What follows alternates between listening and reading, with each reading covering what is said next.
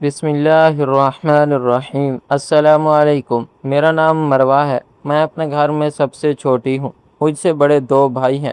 میرے والد کا اپنا کاروبار ہے۔ ہم ایک جوائنٹ فیملی میں رہتے ہیں۔ تایا اور چاچا نیچے والے پورشن میں رہتے تھے اور ہم اوپر والے پورشن میں۔ دادا دادی جب تک زندہ تھے اس لیے گھر میں صبح کا کھانا سب مل جل کر کھاتے تھے۔ ان کے بعد تین بھائیوں نے اپنا اپنا کچن الگ کر لیا تھا۔ ہمارے گھر میں سب مل جل کر بہت محبت سے رہتے تھے اور کبھی گھر میں لڑائی نہیں ہوئی تھی۔ میرے ابا کی شادی تایا کی شادی کے 1 سال بعد ہوئی تھی، مگر تایا کی اولاد پہلے نہ ہو سکی تھی، اس لیے پورے خاندان میں میرا بھائی سب سے بڑا تھا اور خاندان بھر کا لاڈلا تھا۔ ہمارے گھر والوں کی یہ عادت تھی کہ کبھی کسی فقیر یا سائل کو خالی ہاتھ نہیں جانے دیا تھا۔ میں بچپن سے دیکھتی آ رہی تھی کہ ایک فقیر ہر مہینے بعد اپنی بیٹی کو ہمارے گھر لے آتا تھا۔ وہ کسی سے بھیک نہیں مانگتا تھا، صرف میرے ابو سے بات کر کے اور ان سے تھوڑے بہت پیسے لے کر چلا جاتا تھا۔ اس فقیر کی بیٹی بہت خوبصورت تھی اور وہ مجھے بہت اچھی لگتی تھی۔ جب وہ اپنے باپ کے ساتھ ہمارے گھر آتی تو میں اور میرا بھائی اس کے ساتھ کھیلنے لگ جاتے تھے۔ ایک دن ابو نے ہمیں اس کے ساتھ کھیلتے دیکھ لیا تو ہمیں جھڑک دیا اور کہا کہ فقیروں کے بچوں کے ساتھ نہیں کھیلتے، یہ گندے ہوتے ہیں۔ حالانکہ وہ لڑکی اگرچہ فقیر تھی مگر اس کا حلیہ نہایت صاف ہوتا تھا، وہ کہیں سے بھی فقیر نہیں لگتی تھی۔ مگر ابو نے اس دن کے بعد سے اس بچی اور فقیر کا داخلہ گھر میں منع کر دیا۔ مجھے لگا کہ بس یہ اب بات یہی ختم ہو گئی ہے، مگر ابو اکثر اس فقیر سے گلی کے باہر ملتے رہتے تھے اور اسے پیسے بھی دیتے تھے۔ کئی دفعہ جب میں ابو کے ساتھ بازار یا سکول جا رہی ہوتی، وہ فقیر اچانک کہیں سے نکل آتا تھا اور ابا ایک طرف جا کر اسے ڈھیر سارے پیسے دے دیتا تھا۔ یہ سلسلہ میرے بچپن سے چلتا آ رہا تھا۔ مجھے کبھی سمجھ نہیں آئی کہ میرے ابو اس فقیر پر اس قدر مہربان کیوں تھے اور کیوں اتنے پیسے اس فقیر کو دیتے تھے۔ خیر میں بڑی ہونے لگی تھی تو ہم نے وہ علاقہ ہی چھوڑ دیا تھا اور کسی اور جگہ آ کر رہنے لگے تھے۔ رفتہ رفتہ وہ فقیر اور اس کی بیٹی میرے دماغ سے نکل گئے اور زندگی کے دن بھاگتے دوڑتے گزرنے لگے۔ چونکہ میرا بھائی بڑا تھا اس لیے بہت عرصے سے ہمارے گھر میں بھائی کی شادی کی باتیں ہو رہی تھی۔ میرا بہت شوق تھا کہ میں اپنی مرضی کی لڑکی سے بھائی کی شادی کروں، مگر حیرت کی بات یہ تھی جب بھی بھائی سے شادی کی بات کی جاتی وہ کہتا مجھے ابھی تھوڑا وقت دیں، میں فی الحال بزنس کو وقت دینا چاہتا ہوں، یا کہتا ابھی میرا شادی کا موڈ نہیں۔ یوں کرتے کرتے 3 سال ہو گئے تھے۔ ہم جو رشتہ بھی بھائی کے لیے لاتے وہ لڑکی دیکھے بغیر انکار کر دیتا۔ مجھے اب بھائی پہ شک ہونے لگا کہ کہیں وہ کسی لڑکی کو تو پسند نہیں کرتا، کیونکہ میں نے اکثر رات کے وقت اسے ٹہلتے دیکھا تھا۔ وہ کسی سے ساری ساری رات فون پر بات کرتا تھا۔ ایک دن مجھے رات کے وقت پیاس لگی تو میں پانی پینے کے لیے کچن کی طرف گئی تو بھائی کے کمرے کی لائٹ جلتی دیکھی۔ ان کے کمرے سے اس کے بولنے کی آواز آ رہی تھی۔ مجھے تجسس ہوا تو میں نے ان کا دروازے کے باہر کان لگا کر کھڑی ہو گئی۔ بھائی فون پر کسی لڑکی کے ساتھ ہی بات کر رہا تھا۔ وہ کہہ رہا تھا کہ گھر میں اگر کسی سے میں نے یہ ذکر کیا کہ مجھے ایک ایسی لڑکی سے شادی کرنی ہے جس کا خاندان فقیر ہے تو کوئی نہیں مانے گا، لیکن میں پھر بھی تم سے ہی شادی کروں گا۔ میں اپنے گھر والوں کو منا لوں گا، تم فکر نہ کرو۔ یہ سن کر میرے پیروں تلے سے زمین نکل گئی۔ میرا بھائی ایک فقیرنی کے چکر میں تھا۔ اگر گھر میں کسی کو پتہ چلتا تو ہنگامہ ہو جاتا۔ ہمارا خاندان بہت اونچا تھا اور معاشرے میں ہماری بہت عزت تھی۔ اگر بھائی کسی فقیرنی سے شادی کر لیتا تو ہماری بہت بدنامی ہوتی۔ میں بہت فکر مند ہو گئی تھی۔ مجھے جلد از جلد کچھ سوچنا تھا۔ میں اپنے خاندان کو اتنی مشکل میں نہیں ڈال سکتی تھی۔ اگلے دن جیسے ہی میرا بھائی باہر نکلا میں بھی اس کے پیچھے پیچھے چلنے لگی کہ دیکھوں تو صحیح کون ہے وہ لڑکی جس نے میرے بھائی کو اپنے جال میں پھنسا رکھا ہے۔ چلتے چلتے بھائی ایک فقیروں کی بستی میں پہنچ گیا۔ مجھے ایسا لگا جیسے میں نے یہ جگہ پہلے بھی دیکھ رکھی ہے، لیکن سمجھ نہیں آ رہا تھا کہ کہاں دیکھی ہے یہ جگہ۔ خیر میرا بھائی ایک جھونپڑی کے اندر چلا گیا۔ تھوڑی دیر بعد جھونپڑی سے جو شخص باہر نکلا اسے دیکھ کر میرے ہوش پناہ ہو گئے۔ میں اس شخص کو پہلی ہی نظر میں پہچان چکی تھی۔ وہ وہی فقیر تھا جو سالوں پہلے ابو سے پیسے لینے ہمارے گھر تک آ جاتا تھا۔ میں حیران تھی کہ بھائی اس کے پاس کیا کرنے آیا ہے۔ کچھ دیر بعد جو لڑکی بھائی کے ساتھ اس جھونپڑی سے نکلی اسے دیکھ کر میرا دل چاہا کہ رونے لگ جاؤں۔ وہ وہی لڑکی تھی جو بچپن میں ہمارے گھر آتی تھی۔ اب مجھے سب یاد آ گیا۔ میں بچپن میں کئی بار ابو کے ساتھ اس جگہ پر آئی تھی۔ وہ اس فقیر کو پیسے دینے آتا تھے۔ مجھے اس بات پر جھٹکا لگا کہ بھائی کے ساتھ اس لڑکی کا رابطہ کب اور کیسے ہوا۔ میرا بھائی اس لڑکی سے کیسے ملا؟ ابھی میں ان سوچوں میں ہی گمگن تھی کہ وہ دونوں وہاں سے چلے گئے۔ میرا بھائی اس لڑکی کو لے کر بازار چلا گیا۔ اس نے اس لڑکی کو ڈھیر ساری شاپنگ کروائی اور واپس چھوڑنے بھی آیا۔ میں مسلسل دونوں کے پیچھے تھی اور ان کو احساس نہیں تھا کہ کوئی ان کا تعاقب کر رہا ہے۔ مجھے اپنی بھائی پر حیرت تھی کہ وہ جانتا تو ہے کہ ہمارا خاندان کس قسم کا ہے۔ اس کے باوجود وہ اس لڑکی کے چکر میں پڑ گیا۔ گھر میں کوئی بھی اس فقیر خاندان میں رشتہ کرنے پر راضی ہرگز نہ ہوتا۔ میں نے 3-4 دن مسلسل بھائی کا پیچھا کیا اور یہ جان کر مجھے کافی دکھ ہوا کہ میرا بھائی اس لڑکی کے معاملے میں کافی آگے بڑھ گیا ہے۔ اب تو اس نے گھر میں ضد کر دی تھی کہ وہ اس لڑکی سے شادی کرے گا۔ ایک دن میں اس لڑکی کے ملنے اس کی بستی میں چلی گئی۔ میں نے جا کر اسے کہا کہ وہ میرے بھائی سے دور رہے۔ ہم کسی فقیرنی کے ساتھ اپنے بھائی کی شادی نہیں کریں گے۔ میں نے اسے بہت باتیں سنائی مگر وہ میری باتوں کے جواب میں ہنستی رہی، اور جب میں جانے لگی تو اس نے کہا کہ تم جو مرضی کر لو، اب میں تم لوگوں کی زندگیوں میں داخل ہو گئی ہوں اور بہت جلد گھر میں بھی آ جاؤں گی۔ جب پورے خاندان کو پتہ چلا کہ میرا بھائی ایک فقیر لڑکی سے شادی کرنا چاہتا ہے تو سب نے منع کر دیا اور بھائی کو بہت سمجھایا، لیکن پھر میرے بھائی کی ضد پر سب مان گئے سوائے ابو کے۔ ابو نے بھی بھائی کو گھر سے نکالنے کی دھمکی دے دی۔ ایک دن وہ لڑکی گھر آئی اور کہنے لگی کہ مجھے اپنے والد سے ملواؤ، میں خود ان سے بات کر لیتی ہوں، وہ مجھے منع نہیں کریں گے۔ ہمیں حیرانی ہوئی کہ بھلا وہ کیسے ابو کو منا سکتی ہے، وہ تو کسی کے بھی نہیں سنتے۔ خیر ہم نے اسے بتا دیا کہ ابو اوپر والے کمرے میں موجود ہیں۔ وہ ابو سے بات کرنے کے لیے ان کے کمرے میں چلی گئی۔ ہمیں یقین تھا کہ ابو نہیں مانیں گے، بھلا وہ اس لڑکی کی بات کیوں مانیں گے اور اپنے بیٹے کی شادی ایک فقیر خاندان میں کیوں کریں گے؟ پتہ نہیں اس لڑکی اور ابو میں کیا خاص بات ہوئی، مگر جب وہ نیچے آئی تو مسکرا رہی تھی۔ تھوڑی دیر بعد ابو بھی نیچے آ گیا اور اس لڑکی کی بھائی سے شادی کا اعلان کر دیا۔ جس نے بھی سنا اس نے حیرت کا اظہار ہی کیا، مگر بھائی بہت خوش تھا۔ شادی کی تیاری بھی ساری ان دونوں نے مل کر کی تھی۔ بہت جلد وہ فقیرنی میری بھابھی بن کر آ گئی۔ اس کا نام مائرہ تھا۔ وہ جب سے گھر میں آئی تھی میرے ابو چپ چپ سے ہو گئے تھے، ہر وقت پریشان رہتے تھے۔ میری بھابھی مجھ سے بہت پیار سے پیش آتی تھی جبکہ میں اسے دور بھاگتی تھی۔ مجھے وہ بالکل اچھی نہیں لگتی تھی کیونکہ اس کی حرکتیں کافی مشکوک تھی۔ وہ صرف ابو کے ہی آگے پیچھے پھرتی تھی، بہانے بہانے سے ان کے سامنے جا کر ان کو مخاطب کرتی تھی۔ وہ روز صبح سیر کے بہانے کہیں چلی جاتی تھی۔ مجھے شک تھا کہ وہ گھر کی قیمتی چیزیں سیر کے بہانے اپنے گھر والوں کو دیتی ہوگی۔ اب تو اس نے بھائی کو بھی پوچھنا چھوڑ دیا تھا، اس سے بات تک نہ کرتی اور وہ بیچارہ پریشان ہوتا کہ میں نے کیا کیا ہے۔ اکثر میں اپنے کمرے سے باہر نکلتی تو اسے ابو کے کمرے کی طرف جاتے ہوئے دیکھتی۔ کبھی کھانا لے کر جا رہی ہوتی، کبھی چائے اور کبھی کچھ اور۔ میرے ابو جو کسی کو اپنے آگے بولنے نہیں دیتے تھے، اس لڑکی کے سامنے تو جیسے انہیں سانپ سونگھ جاتا تھا۔ وہ لڑکی جو کہتی تھی وہ چپ کر کر مان جاتے تھے۔ ایک دن ہم سب کا پکنک پر جانے کا پروگرام بن رہا تھا۔ میری بھابھی نے ایک دم کہا کہ کوئی بھی پکنک پر نہیں جائے گا۔ میری مرضی کے بنا اب سے اس گھر میں کچھ نہیں ہوگا۔ اب سے اس گھر کے سارے فیصلے میں کروں گی۔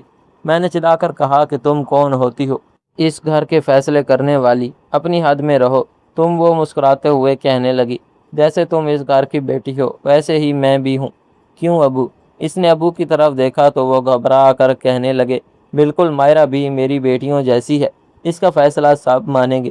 مجھے ابو پر بہت غصہ آیا کہ آخر وہ مائرہ کو کچھ کیوں نہیں کہتے، اس سے اتنا ڈرتے کیوں ہیں۔ ایک دن سب گھر والے کسی شادی پر گئے ہوئے تھے۔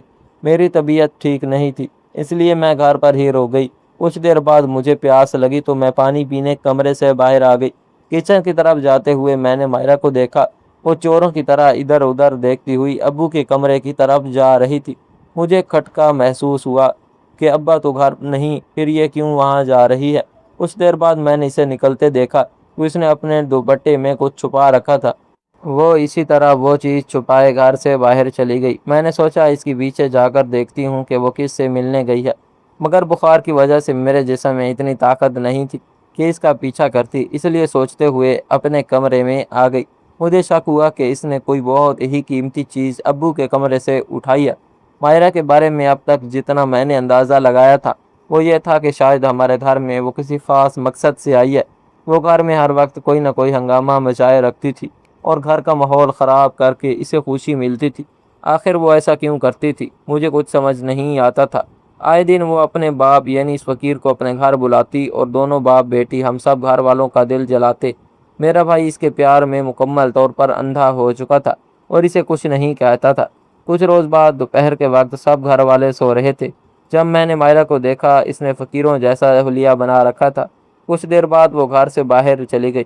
آج میں نے بھی فیصلہ کر لیا تھا کہ کچھ بھی ہو جائے اس کے پیچھے جا کر رہوں گی۔ میں نے اس کا تعاقب شروع کر دیا۔ وہ اپنے فقیر باپ کے ساتھ اس علاقے میں چلی گئی جہاں میرے ابو کا دفتر تھا۔ میں ایک طرف چھپ کر دیکھنے لگی کہ اب وہ کیا کرتی ہے۔ اس نے اس علاقے میں جا کر بھیک مانگنی شروع کر دی۔ میرا سر چکرا کر رہ گیا کہ یہ یہاں کیا کرنے آئی ہے۔ کچھ دیر بعد جب میرے ابو دفتر سے نکلے تو اسے یوں دیکھ کر پریشان ہو گئے۔ پتہ نہیں وہاں کیا بات چل رہی تھی۔ اتنی دور سے مجھے آواز سنائی نہیں دے رہی تھی مگر اندازہ ہو رہا تھا کہ ابو سخت غصے میں تھے۔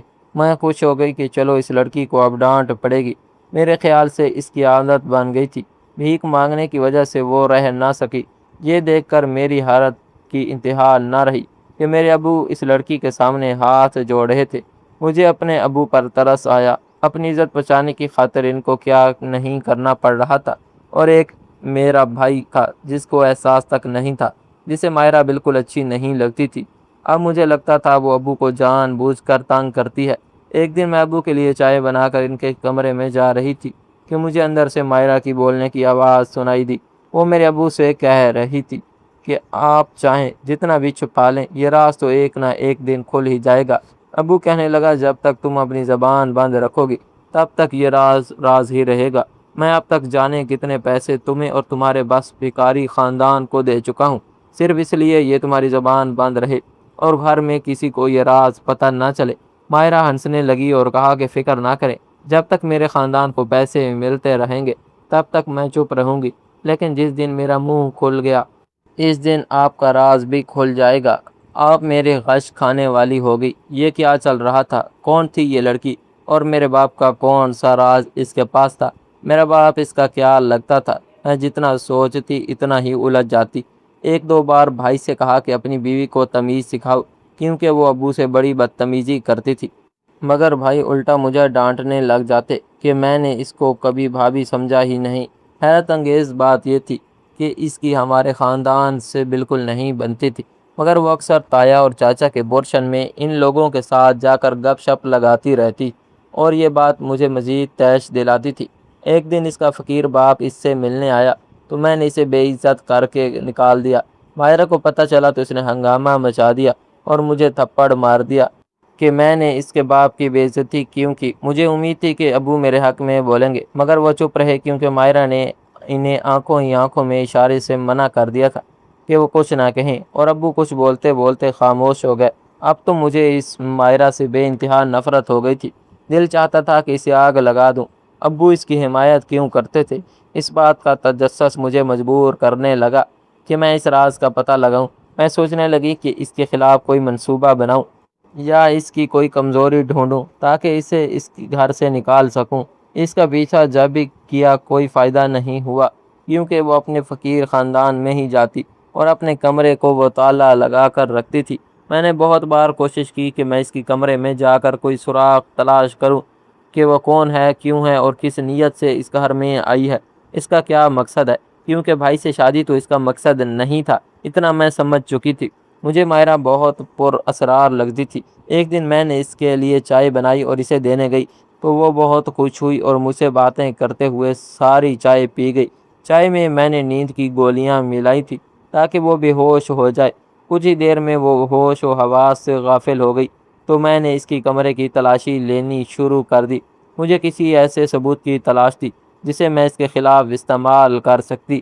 بہت تلاش کے بعد بھی کچھ نہ ملا تو میں نے اس کا بیگ کھولا۔ اس میں دیکھا تو میری جان نکل گئی کیونکہ اس میں جائیداد کے کچھ کاغذات تھے۔ میں نے وہ پڑھے تو اور ہوش گم ہو گئے کیونکہ اس پر میرے ابو کے دستخط بھی تھے۔ اس کے بیگ میں کچھ اور نہ ملا تو میں نے وہ پراپرٹی کے کاغذات لیے اور ابو کے پاس لے آئی۔ میرے خیال سے اس نے ابو سے دھوکے سے دستخط کروا کر جائیداد اپنے نام کروائی تھی۔ میں بہت خوشی خوشی ابو کے وہ پیپر واپس دینے گئی، مگر ابو نے الٹا مجھے ہی ڈانٹ دیا کہ میں نے چوری کیوں کی۔ ابو نے کہا انہوں نے خود یہ پراپرٹی مائرہ کے نام کی ہے۔ میری پاس اب کوئی ثبوت نہیں تھا، جو ایک امید تھی وہ بھی ٹوٹ گئی۔ میں نفرت اور انتقام میں بری طرح اندھی ہو چکی تھی۔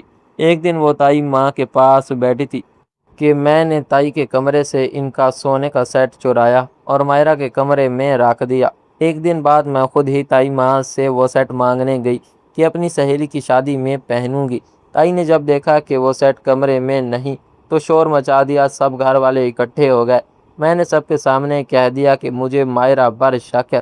اس کو ایک دن میں نے تائی کے کمرے سے نکلتے دیکھا تھا۔ اس کے کمرے کی تلاشی لی گئی تو سیٹ اس کے کمرے سے نکلا۔ مائرہ سب گھر والوں کے سامنے جھوٹی پڑ گئی، لیکن پھر وہ ہوا جو کسی نے خواب و خیال میں بھی نہیں سوچا تھا۔ مائرہ نے چلا کر کہا کہ کیا اب میں اپنی ماں کا سیٹ چراؤں گی؟ اس کی بات پر ہم سب کے منہ کھل گئے کہ یہ اس نے کیا کہہ دیا۔ تائی کی تو کوئی اولاد ہی نہیں تھی، ایک ہی لڑکی پیدا ہوئی تھی جو پیدا ہوتے ہی مر گئی۔ اس کے بعد سے اب تک وہ بے اولاد ہی تھی۔